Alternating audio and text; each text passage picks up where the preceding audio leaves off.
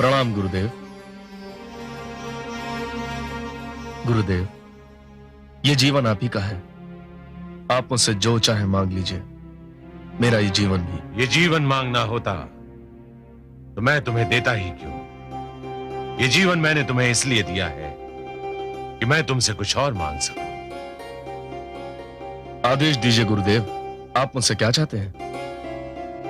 देना ही चाहते हो तो देवराज इंद्र का मुकुट लाकर मेरे चरणों में धर दो।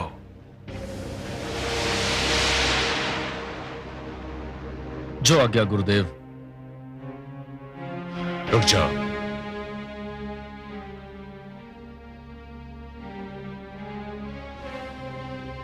पहले मैं तुम्हें इतना शक्तिशाली बना दूं कि तुम विजेता विश्व विजेता बन जाओ।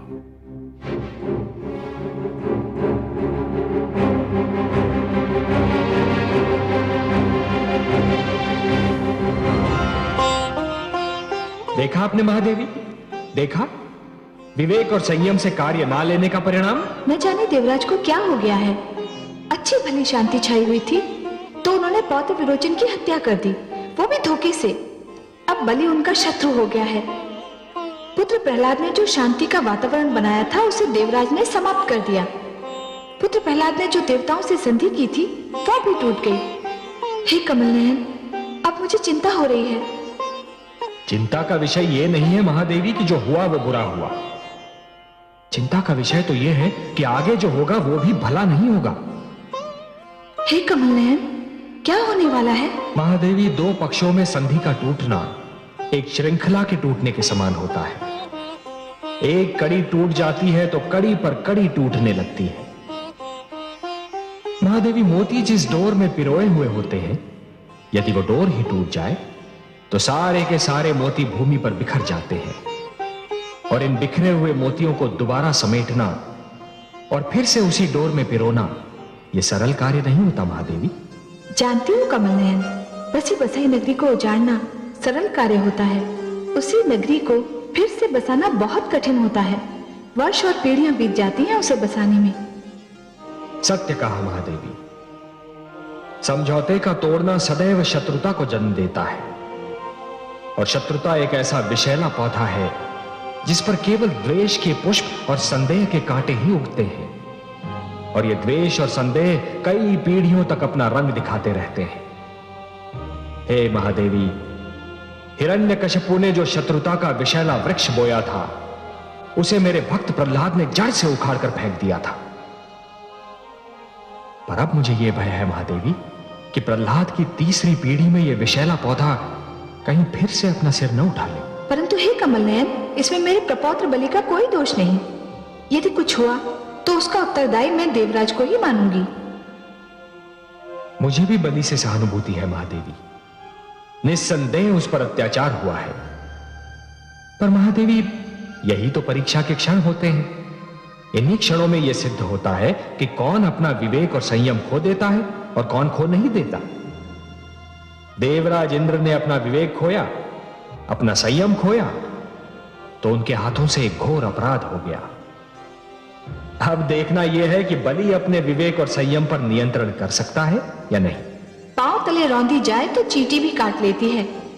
बलि के साथ देवराज ने जो व्यवहार किया, उसे देखते हुए मुझे बलि का क्रोध सर्वथा उचित लग रहा है। मैं आपकी बात समझ रहा हूं महादेवी, पर यह जान लीजिए कि सृष्टि की हर वस्तु किसी न किसी सीमा में बंधी हुई है। इच्छा हो, ईर्ष्या हो, क्रोध हो, कोई भी भावना हो, उसकी अपनी सीमा होती है, और जब वो भावना अपनी ही सीमा को लांघकर परे चली जाती है तो स्वयं अपने लिए ही हानिकारक सिद्ध हो जाती है। बलि इस समय अपने जीवन पथ के कठिन मोड़ पर खड़ा है।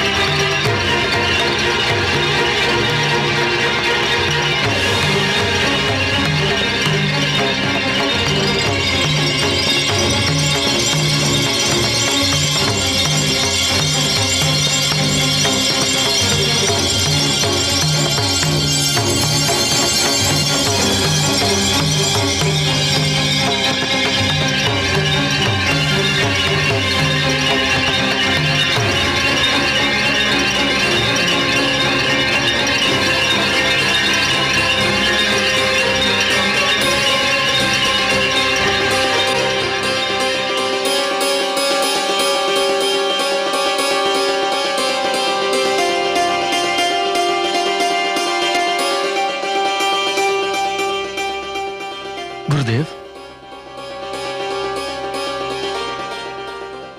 ये रथ मैं तुम्हें भेंट कर रहा हूं शिष्य। संसार में ऐसा दूसरा रथ कहीं नहीं है। वो कौन सा अस्त्र है जो इसमें नहीं है? वो कौन सा शस्त्र है जो इसमें नहीं है? ये विजयी रथ है। न कोई इसकी राह रोक सकता है, न कोई इसे हानि पहुंचा सकता है। ये विश्व विजयी रथ है, त्रिलोक विजयी रथ। अपने अभियान पर तुम इसी रथ पर सवार होकर निकलोगे। विजय श्री तुम्हारी प्रतीक्षा में सांस थामे खड़ी है। गुरुदेव,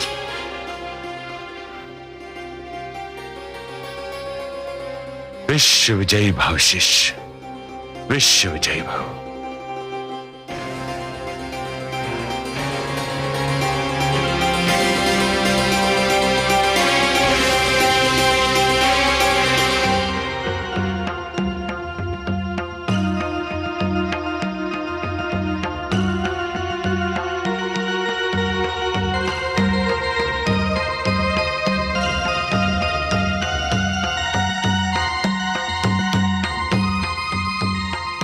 प्रणाम माताश्री।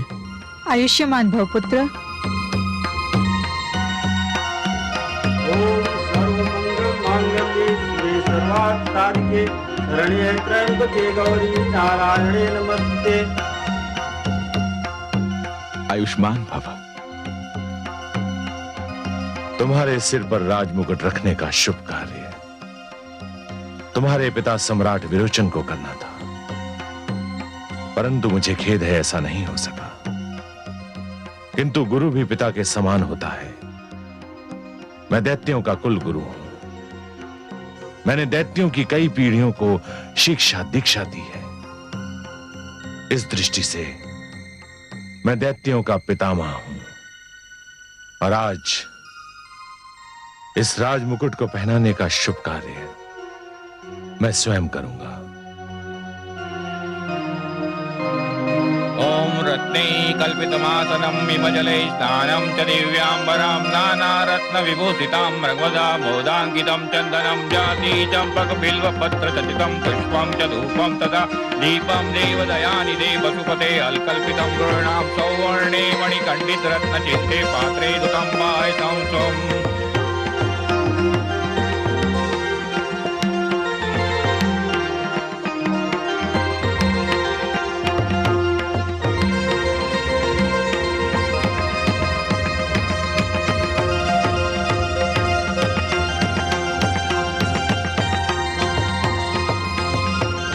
परंपरा है कि सिंहासनारूढ़ होते ही सम्राट कोई वक्तव्य देता है जो उसकी नीति की घोषणा के समान होता है। तुम भी अपनी नीति की घोषणा करो शिष्य। घोषणा नहीं गुरुदेव, महाराज प्रहलाद के सिंहासन पर बैठकर महाराज विरोचन का मुकुट सिर पर धारण करके मैं घोषणा नहीं गर्जना करता हूं। मैं विरोचन पुत्र बलि देवताओं के विरुद्ध निरंतर युद्ध की घोषणा करता हूं। यह मेरी प्रथम और अंतिम नीति होगी। यह युद्ध आज से, अभी से, इसी क्षण से आरंभ किया जाए। आप सब युद्ध की तैयारियां कीजिए। महाराज बलि की जय, महाराज बलि की जय, महाराज बलि की जय, महाराज बलि की जय, महाराज बलि की जय, महाराज बलि की जय, महाराज बलि की जय।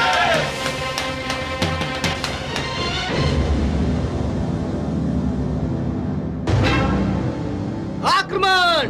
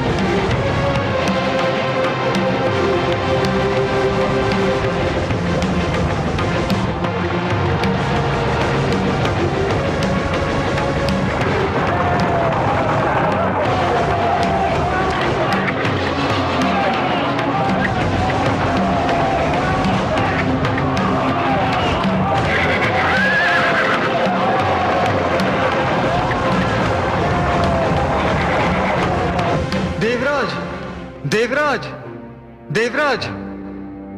आओ मलय केतु। देवसेना हार रही है, यही समाचार लाए हो ना?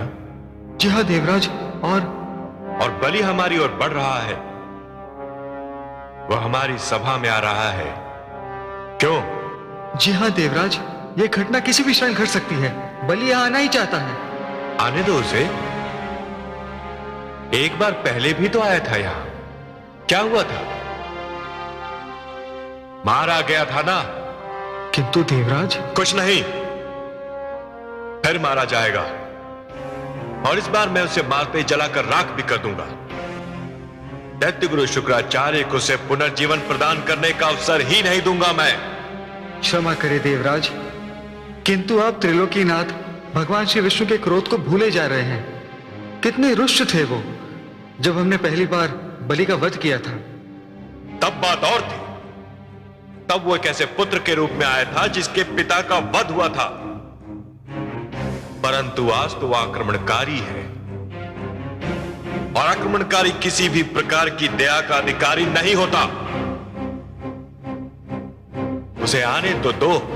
मैं आ गया हूं देवराजेंद्र, तुम्हारी मृत्यु का संदेश बनकर।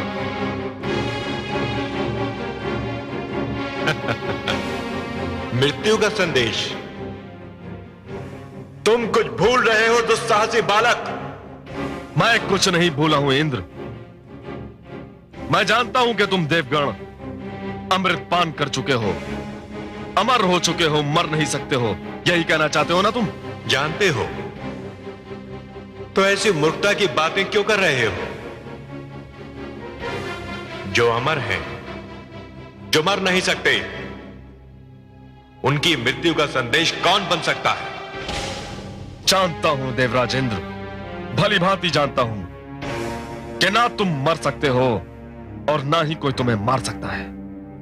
परंतु कायरों के कायर इंद्र, मैं तुम्हें और तुम्हारे इन दासों को, जिन्हें सब चाव से देवता कहते हैं, जानते हो कहां पहुंचाऊंगा? हाँ हाँ बताओ, बताओ ना, कहां पहुंचा सकते हो तुम?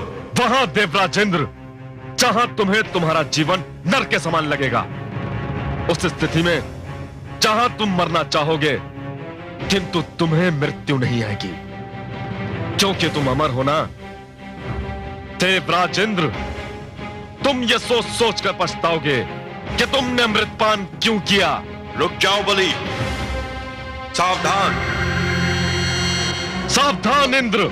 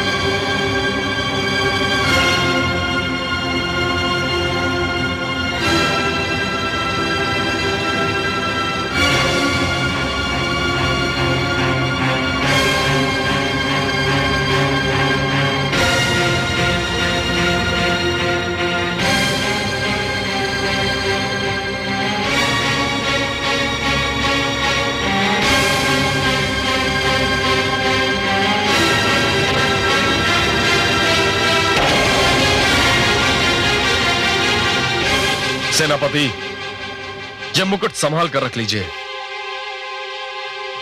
और समस्त देवताओं के मुकुट भी बटोर लिए जाएं। जो आज्ञा सम्राट।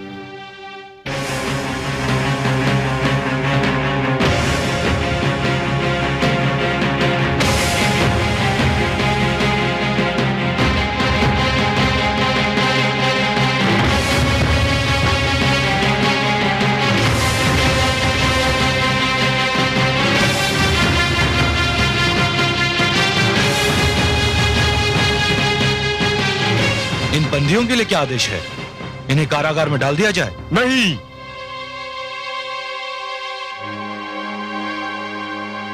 यह दंड इनके लिए बहुत साधारण होगा और वैसे भी ये दंड पहले भोग चुके हैं और अभ्यस्त हो चुके हैं। तो फिर इनके लिए क्या आदेश है? इन्हें देवलोक से निकालकर भटकने के लिए छोड़ दिया जाए।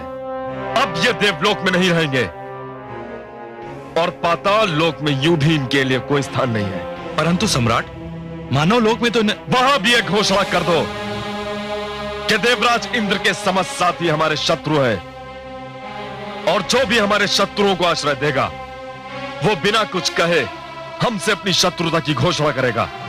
हमारे हृदय में अपने शत्रुओं के लिए कोई स्थान नहीं है और ना ही हमारे मन में उनके लिए कभी करुणा जागेगी। और यह भी घोषणा कर दो कि मैं अपने शत्रु के मित्र को भी अपना शत्रु ही मानूंगा, भले ही वो कोई भी हो, कहीं भी हो। ले जाओ इन्हें।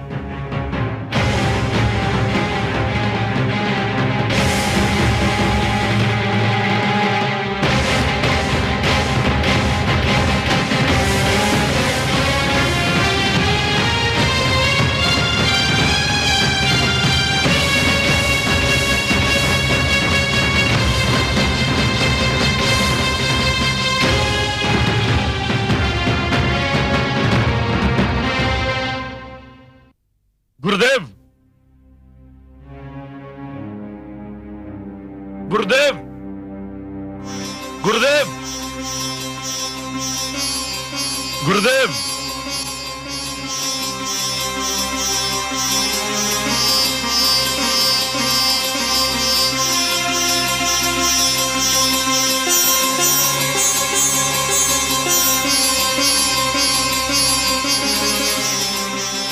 गुरुदेव, मेरे दूसरे जीवन के स्वामी, अपने सेवक की ओर से देवराज इंद्र का मुकुट, यह तुच्छ भेंट स्वीकार कीजिए।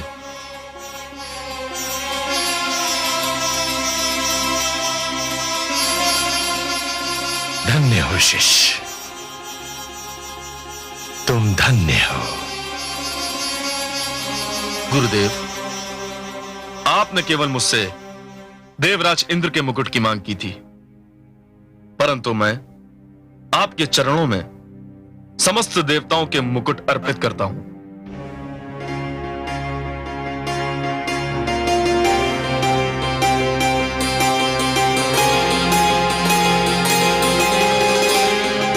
आयुष्मान भव, यशस्वी भव। तुमने मेरी हार्दिक इच्छा पूरी कर दी। गुरुदेव,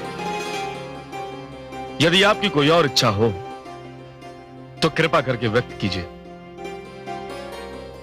आपका यह शिष्य उसे पूर्ण करना अपना सौभाग्य समझेगा। देवताओं का क्या किया तुमने? गुरुदेव, मैंने देवताओं को शून्य में भटकने के लिए छोड़ दिया है। अब उनके सिरों पर किसी भी छत की छांव नहीं रहेगी। देवलोक सदा सदा के लिए उनसे छीना जा चुका है। बस इसी स्थान पर मेरे मस्तिष्क में शंका सिर उठाने लगती है। अर्थात गुरुदेव? देवलोक तो उनसे पहले भी छीना जा चुका है। तुम्हारे पितामह हिरण्यकश्यपु ने इंद्रासन प्राप्त कर लिया था, इंद्रलोक पर अपना आधिपत्य जमा लिया था, परंतु तुम्हारे दादा श्री प्रहलाद ने उसे देवताओं को लौटा दिया था। कहीं ऐसा ना हो कि तुम या तुम्हारी अगली पीढ़ी एक बार देवलोक देवताओं को वापस लौटा दे। गुरुदेव, जहां तक मेरा प्रश्न है, मैं ये प्रण करता हूं और आपको ये वचन देता हूं कि मैं देवलोक कदापि देवताओं को नहीं लौटाऊंगा। और रही बात मेरी पीढ़ी की, तो मैं ये घोषणा करता हूं कि देवलोक देवताओं को लौटाना है या नहीं, यह अधिकार केवल आपका है।